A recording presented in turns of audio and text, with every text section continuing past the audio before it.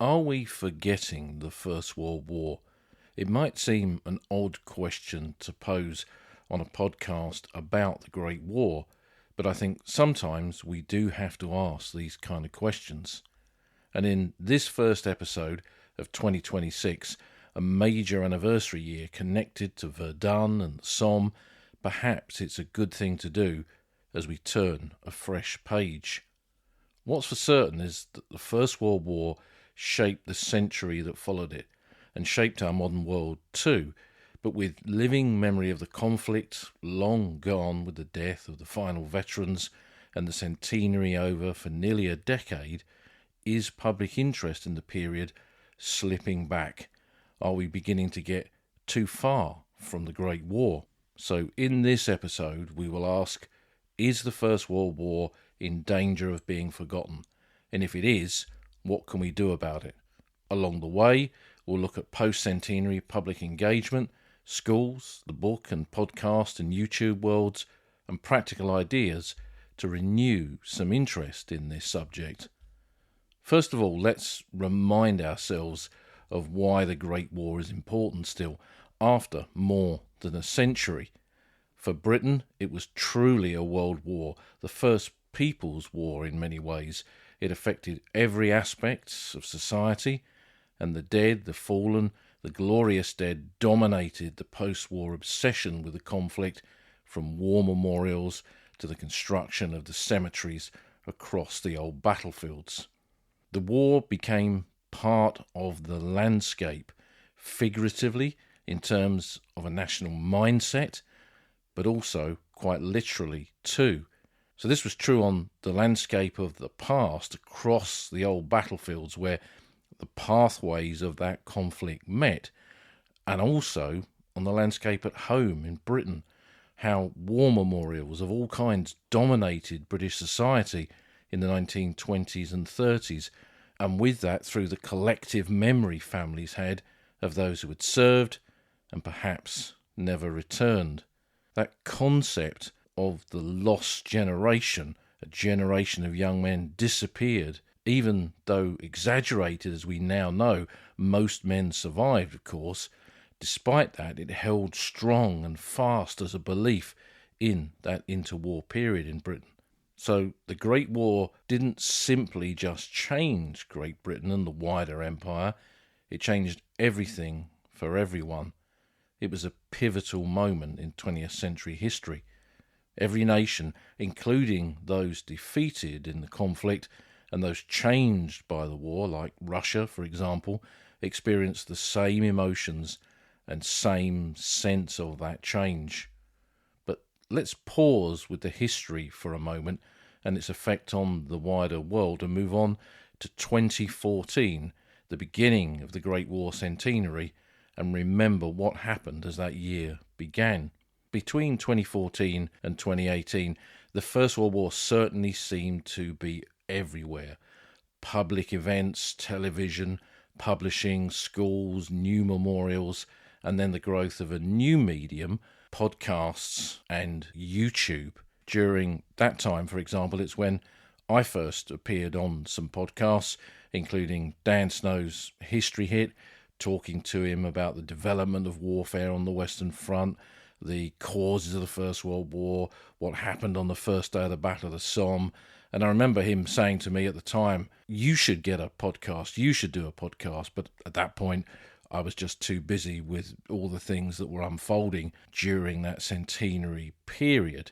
But it was the start of this new media that would play an important role then and potentially still does today. On the battlefields themselves, locations like Tyne Cot had nearly 1 million visitors in a year at one point during the centenary. Churches and parishes across Britain researched the names on local war memorials, often produced booklets that were placed in that church or in the local village hall, and there was a desire, I think, that no one during that time would be forgotten.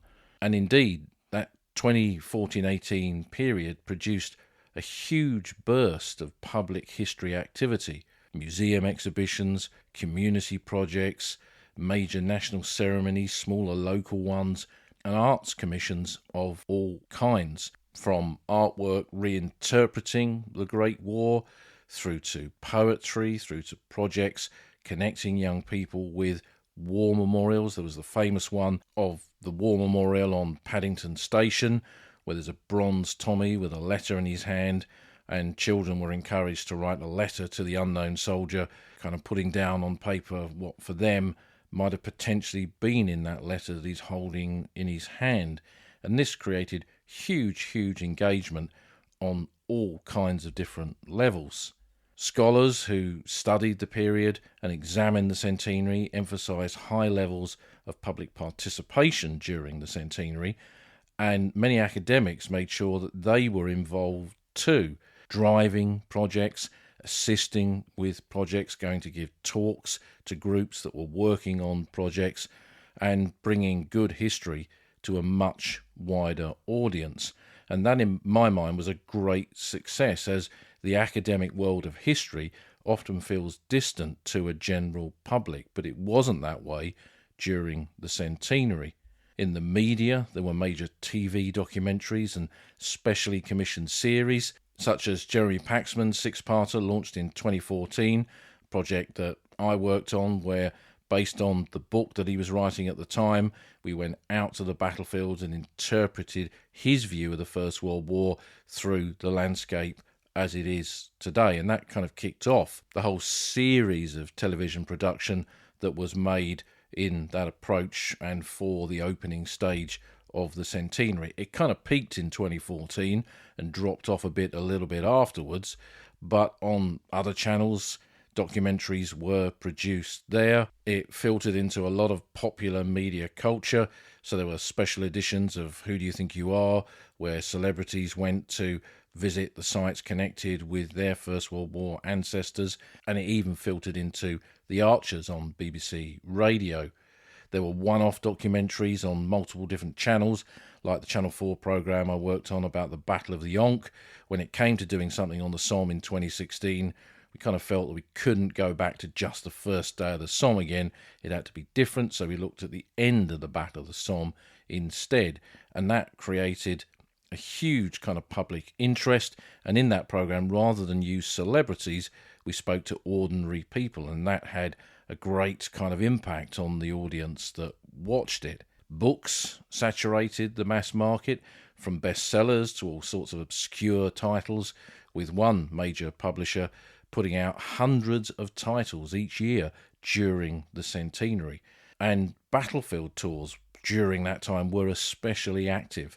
There had been a growth period of these before the centenary, but during 2014-18, some companies were taking as much as 15,000 people a year to the battlefields. And one event, which involved Ledger Battlefield Tours, who I work for, we took 2,500 Royal British Legion members across for 5 days to follow the story of the Great Pilgrimage that had taken place 10 years after the Great War in 1928, and that led to thousands of these standard bearers parading at the Menin Gate and visiting the wider Western Front.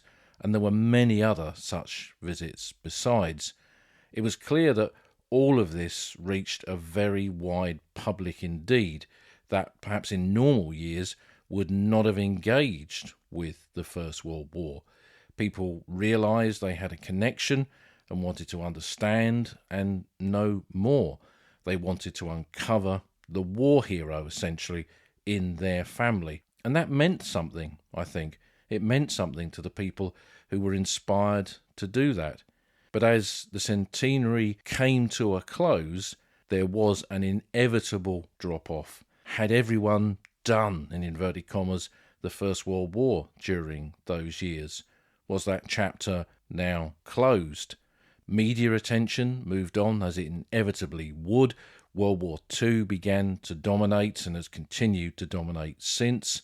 Anniversaries of the Great War reshifted somehow and became smaller, quieter affairs, and exhibitions and displays that had been very much part of that centenary period closed, came to an end, and contact with that wider public through those kind of events diminished. So was this period of 2014, 2018 a temporary spike, or the last great moment of mass engagement? Was it the end, as it were?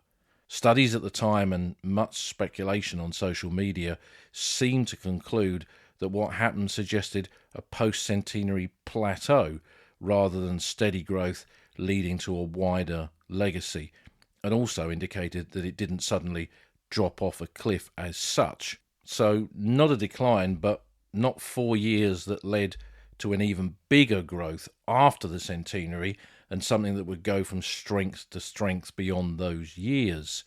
That perhaps was the failure of the Great War Centenary. There could be reasons for this: lack of legacy projects. In Flanders, they marked the site, literally marked the site on the landscape of the First World War front lines by planting trees all the way on that Flanders front. And that is a legacy that a decade later still helps visitors to those battlefields understand the landscape that they are looking at, linked to online resources and videos and imagery. It has, in my mind, become a kind of model, really, of the kind of legacy that should have been put in place to ensure that future generations benefited from that spike in interest during the Great War Centenary. And sadly, no similar projects were done in places like Arras or the Somme or at Verdun. Funding for exhibitions and projects was limited to those centenary years, and locations hosting these kind of things wanted to move on too once that came to an end. But did it signal a decline long term? Before we get to that, let me just go back for a moment, right back to when my own interest in the First World War grew. In the 1970s, I'd always somehow had an interest in the First World War, through books borrowed from the library, through listening to my grandmother, who grew up as a young girl in Colchester during the First World War and witnessed her brother and all her cousins march off to war and only her brother come back, having seen wounded soldiers come back from the Somme to the military hospitals in Colchester, covered in the chalky mud of the Somme battlefields. I mean, those kind of stories that she told me really absolutely fascinated and drew me in to the subject of the First World War. And comics in those days were dominated by war stories, and then Charlie's War, which we've spoken about on this podcast before, became a big part of my early interest in the Great War, following that story of a teenage Tommy through the Battle of the Somme and beyond. Again, kind of enhanced that next level of my interest. And there are also the picture books by Dennis Knight, where he did a whole series of these things on all kinds of other things, from ballet to the moon, but loads on First and Second World War history, including a really great one on the First World War, and they included Letraset transfers that you then made your own little battle scene using those transfers. And it was quite an interactive childhood for those of us in the 70s, because Airfix kits played a massive part in it. And I remember buying the packs of First World War British and German and French soldiers and building battlefields with trenches on them with my mum. And I think that kind of interactive play based on real history is certainly some way for me, and I'm sure many other young people, to inspire them to be interested in a particular period of history. And then when I finally myself got a chance to visit those battlefields that I'd read about, some of the magazines in the 70s, like Military Modelling and Battle for War Gamers, they carried articles about visiting the battlefields. And suddenly I realised that this was possible. So when the opportunity to go there with my school in the summer of 1982 came along, it kind of all came together. And I remember, after having visited the first cemetery that I ever went to on the Western Front, which was Hopstore near Vlamertinge in Flanders, driving along the road to Ypres, I started to look out into the fields, expecting to see trenches still there. I mean, we did see trenches on that trip at Sanctuary Wood, and also in some of the wooded areas around the Bluff and places like that. But I realised fairly quickly that interpreting the modern landscape of the First World War that reflected the past would take some skill and take some work to truly understand it. And 40 odd years later, I'm still doing that. But when I came back from that trip, massively enthusiastic about Great War history, it still felt like something that was quite obscure. I didn't know anyone else who was interested in it. A couple of my schoolmates, but it was a subject really that few knew anything about, and most cared even less.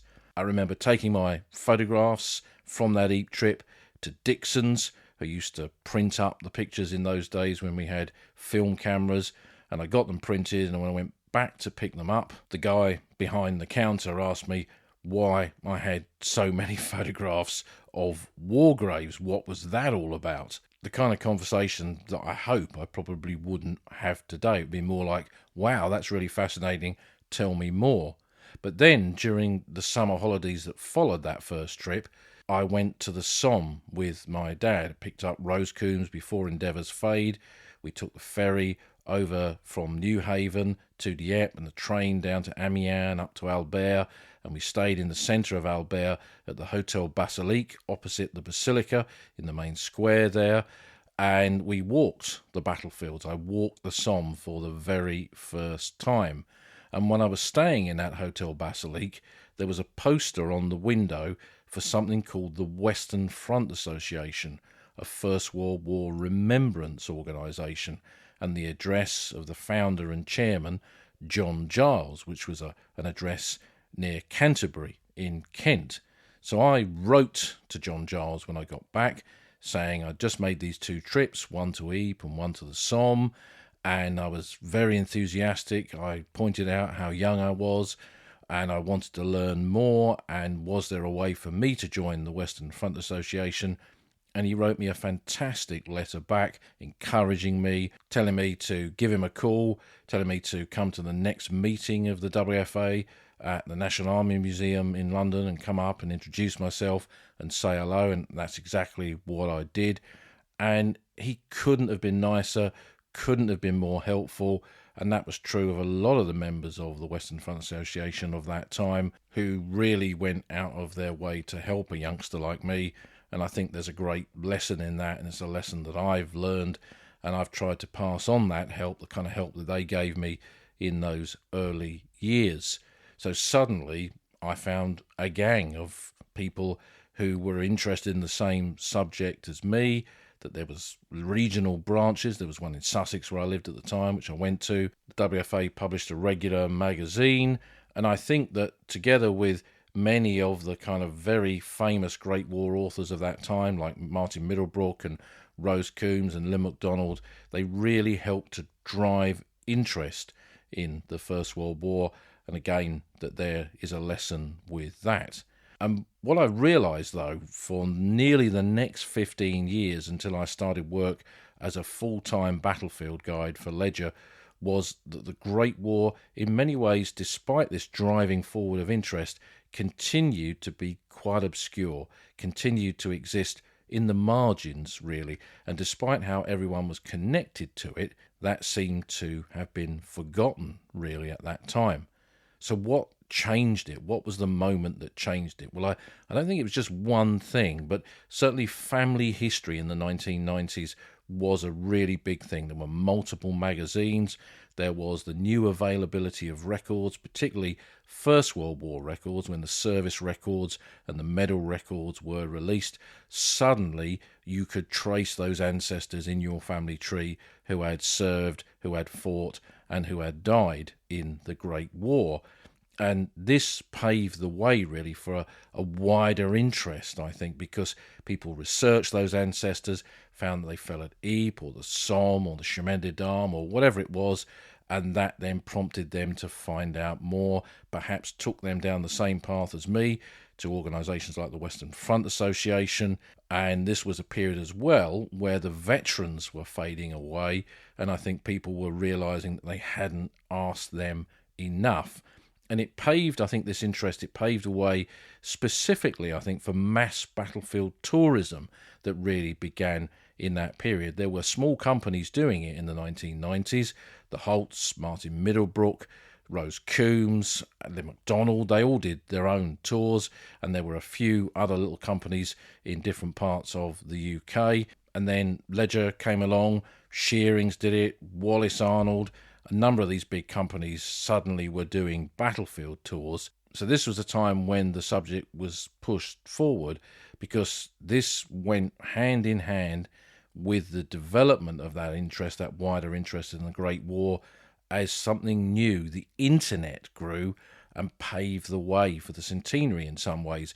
In those early days of the internet, people searched on there for their favourite subjects, and I searched for the Great War, and I found Tom Morgan's Hellfire Corner website, the very first website about the First World War, and others followed suit. And this kind of built up momentum, I think, for the increased interest in the subject of the Great War. And some of those that I greatly admired from those early years of my own interest in the First World War often described the Great War as a wavelength that you kind of tuned into. And it's clear that those on the wavelength of this subject grew in the late 90s and on into the early 2000s.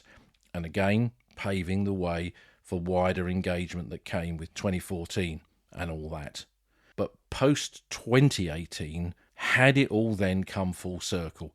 Had we gone back to that time in the 80s when the Great War felt distant and interest in it was fading and it was a niche subject? To an extent, I think, because of the lack of legacy. But not long afterwards, of course, there was COVID. Being confined to home, unable to travel to the battlefields or to archives or to do research or to visit war memorials, perhaps all of that might suggest that interest in the First World War would fade even more and perhaps confine the Great War to those dusty pages of the past that the veterans always spoke about. But actually, it was quite the opposite. That pause in our lives gave us time to think and to do things that we perhaps wouldn't always have the time to do. And in all of that darkness of 2020, there was a chink of light, and that was through podcasts and YouTube, and particularly podcasts and history. While podcasts had been around for a decade, and as I mentioned, I'd been on Dan Snow's History It and others besides, they weren't mainstream. They were looked at curiously by the wider public in many ways, but COVID changed that on all kinds of different levels, because not everyone was tuning in to First World War podcasts. They were tuning into podcasts covering all kinds of subjects, but it led to a growth in history-based podcasts, factual podcasts, where people being knowledgeable in a particular subject would create a podcast, and people then, during COVID, had the time to listen to it. So it gave this peculiar circumstances for these ideas of new podcasts, which might have just kind of disappeared into those margins of a public interest in a subject like this. It gave those podcasts an opportunity to grow, and that's exactly what has happened. And now, for me, half a decade on from that, I can only speak about my own experience with the Old Front Line, and that now has well over 1,000 downloads a day. We're approaching 2 million downloads in total. We've built this brilliant, warm community of like-minded people fascinated with the Great War. I get a huge number of emails from people all over the world telling me about their connection to the First World War, what it means to them, about their ancestors, about their own travels across the landscape. I mean, it really is quite incredible, and for me, quite humbling to read this stuff. And here in late 2025, there are now nearly a dozen First World War podcasts out there that publish regularly on the subject, with a new one just out in November, I discovered, looking at the Canadian side of the Great War, and that's called Memory and Valour, and I would recommend it. YouTube now is even bigger. That kind of ticked along as a kind of niche thing for a long time, but that has become massive now with massive YouTube channels. There are millions of uploads to YouTube every day on just about every subject that you could think of. But surprisingly, Great War content on this channel isn't as big as you'd expect. The Old Front Line has a presence there, which I'm building on all the time, but there are some really big channels like the History Underground, History in Your Hand, and Trails of History, and the Great War channel is one of the long-established ones that just has First World War content in it, and that one is highly recommended, looking at all kinds of aspects of First World War history. But the level of World War I content, and some of the channels that I've mentioned there, the bigger ones, don't just do First World War, they cover quite a broad spectrum of different periods. And many channels now, particularly on YouTube, are dominated by the Second World War. That's the one that it's kind of easy to tap into a bigger, wider interest. You can focus on specific things like kit, planes, tanks, machine guns, and you don't kind of see the same thing happening with First World War history. What drives interest in that, I'm discovering, is the personal stories of the Great War. And again, there's another kind of lesson in that. Elsewhere, during the same period, organisations like the Western Front Association, post-centenary, have also grown and developed. They're doing a lot of different things. They too began doing online lectures. They put a lot of that onto YouTube on their channel. There's the Salonika Association, which is the reformed one that veterans started after the First World War. I'm a member of that. It's a great organisation to belong to. There's the Gallipoli Association, and it's also seen the arrival of some new organisations as well, like the Great War Group, and this is all to be welcomed. Education in the UK was also playing a part.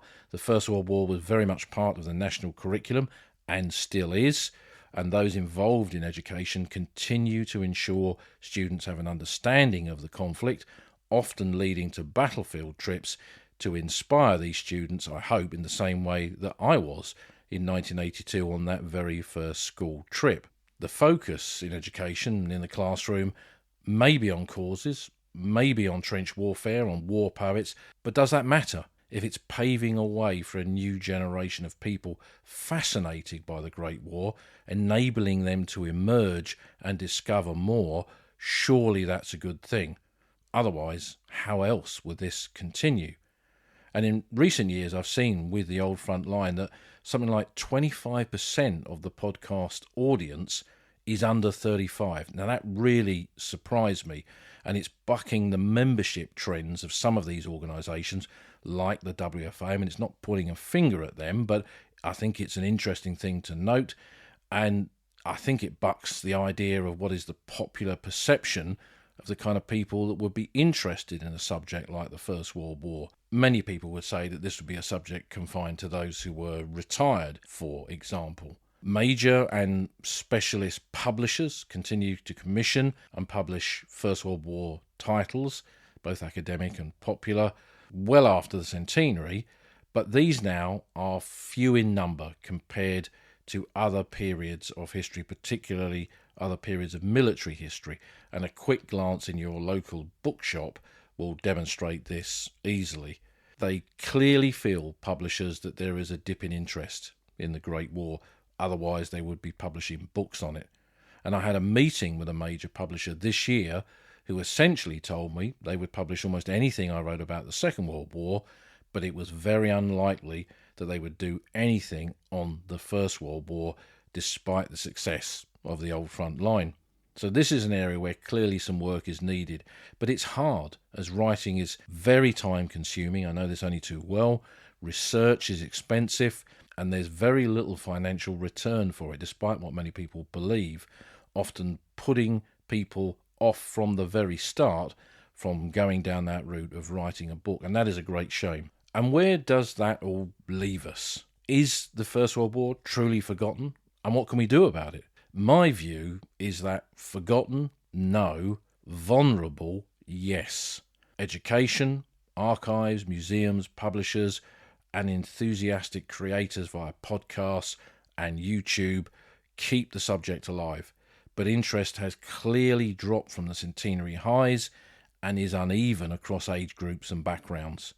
It seems that interest has become more specialised and personal as a consequence. And I think without sustained institutional and creative work, it is clear that public attention will continue to drift, and it definitely is drifting.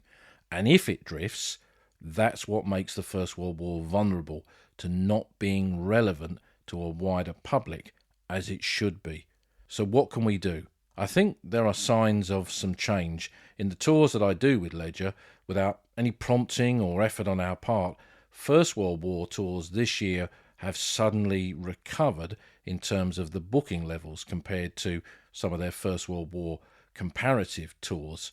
And I don't really know what is behind that, but there certainly is a growth in interest to travel again to the First World War battlefields.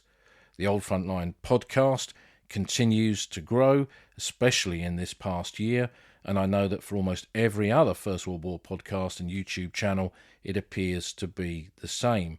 There is an audience out there who wants to be informed and engaged. And a big area in that increase is with listeners and viewers in America, in the United States of America. And that's interesting because America seemed to me to have kind of forgotten its First World War past, but it's developing an interest in that and an interest in the wider subject of the First World War too. And that is great news, I think. So what are the next steps? Well, while I have criticised AI, artificial intelligence, on this podcast before, I also mentioned that it has a role to play. And I think in terms of engagement with the growth of AI-created content, historians need to be engaging and understanding that to make sure we just don't get bombarded by a load of rubbish. But AI has its place, especially when it's used properly. So I asked ChatGPT for some ideas as how we might drive interest in the First World War forward, and this is a sample of what it suggested, which makes some interesting reading. For educators and schools, it suggested that we integrate First World War inquiry projects into cross-curriculum work, so not just focus on one area of the curriculum, make it work across all of those areas, from literature to geography to science. And when we look at a subject like the landscape of the First World War, we can see how that works very well. We can look at subjects like shell shock and medical advances and logistics and make that all relevant to a number of different parts of what students are required to learn. And the online availability of records means that to use free digital primary source packs, which are often provided by museums and archives, and oral histories that are now online, Imperial War Museum digitised their records in that respect, for example. This gives an opportunity for pupils to reach out and connect to real people by listening to their accounts. And also with schools, promote local battlefield partnerships, so between the school and locations on the battlefields, so that they can feel connected even if travel is difficult or impossible, and perhaps even generate virtual tours through those contacts on the landscape, the battlefields of the First World War. For museums and cultural institutions, it recommended that they maintain small rotating First World War displays tied perhaps to local stories, keep the content fresh and locally relevant, and build long-term school outreach programs, not just one-off events. And a good example that I thought of when I read that recommendation was in East Sussex, for example. Schools could be looking at the South Downs battalions of the Royal Sussex and then encouraging their students to go out and discover what can be found of those battalions literally on their doorstep, the location of the camps where they trained, the training grounds where they learned how to be soldiers, the war graves of men who died in training or came home wounded from the front and died in hospitals in Britain, and of course the war memorials that list the dead from those units, giving students a lot to get their teeth into, I think, and that's to be encouraged. For publishers, podcasters and YouTubers, aim content at wider audiences, narrative audio dramas, graphic histories, short vertical videos for things like TikTok, Instagram, YouTube Shorts. They are very, very popular, and I've had some on my channel that have had tens of thousands of views. It's staggering, really, and that is a way to make the past relevant to a modern audience. And also, as a creator, as a human creator, beat artificial intelligence to doing it with a load of AI rubbish. Collaborate with schools and museums if you are a creator online. Produce classroom-ready tie-ins. So do episodes that link to specific subjects like medicine in the First World War or trench warfare on the Western Front. The most popular episode of the Old Front Line is the one about trench warfare, which I know has been shared on many school websites. So there is a place for creators to help drive that part of an increased interest in the First World War forward. And organisations like the Western Front Association and the Great War Group might also have a big role to play in this. And I think another aspect of being an online creator is to examine diverse perspectives. Colonial troops, the experience of women in the Great War, non-European fronts, to broaden really the relevance of the First World War and the wider understanding of the conflict.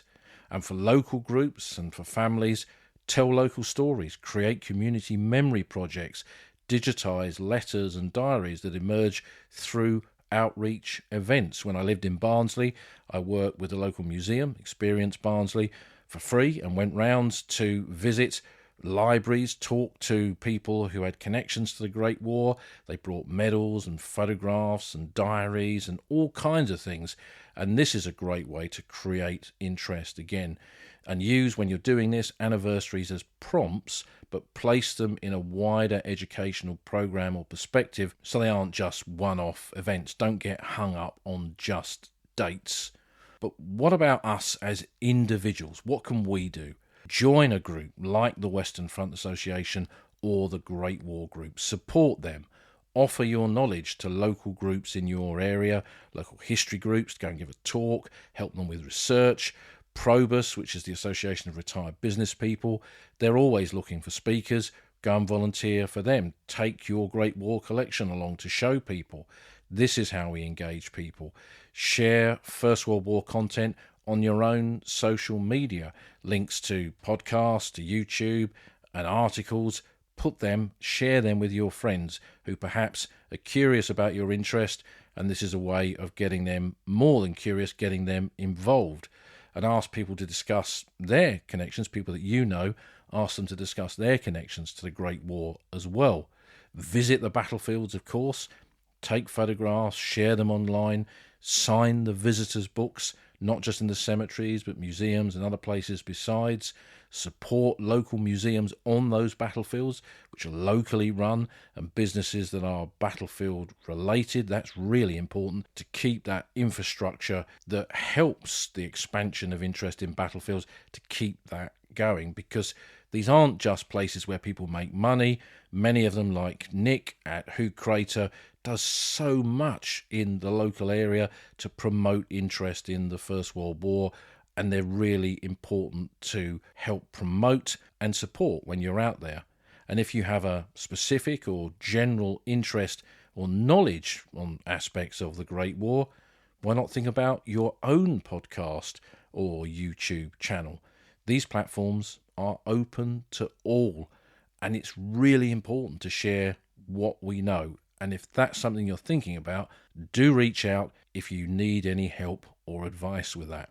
So perhaps the real danger isn't forgetting the First World War, but allowing it to become predictable, distant and safe, especially distant, I think.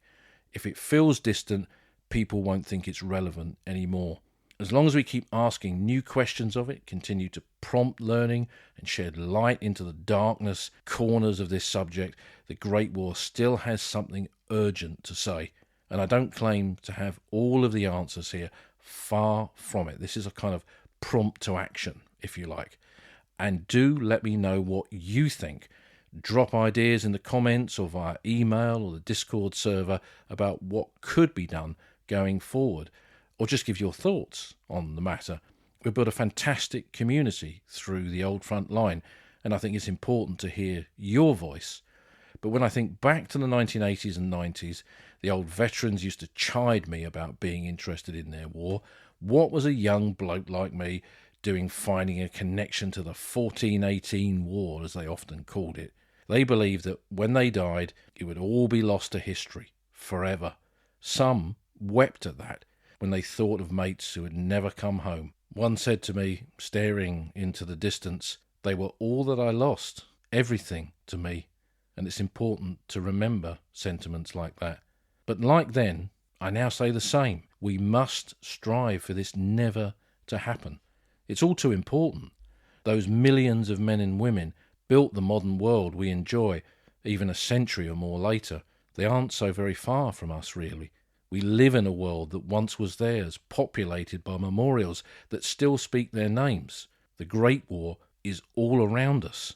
Those names, those people, they are real and vivid, and they left us a huge legacy, which we must honour. And if we take that passage to France and Flanders and the many battlefields beyond, there I am sure we will find their voices still on that unquiet landscape full of connections, forever giving us more, our journey through past and present, our inspiration, our Old Front Line.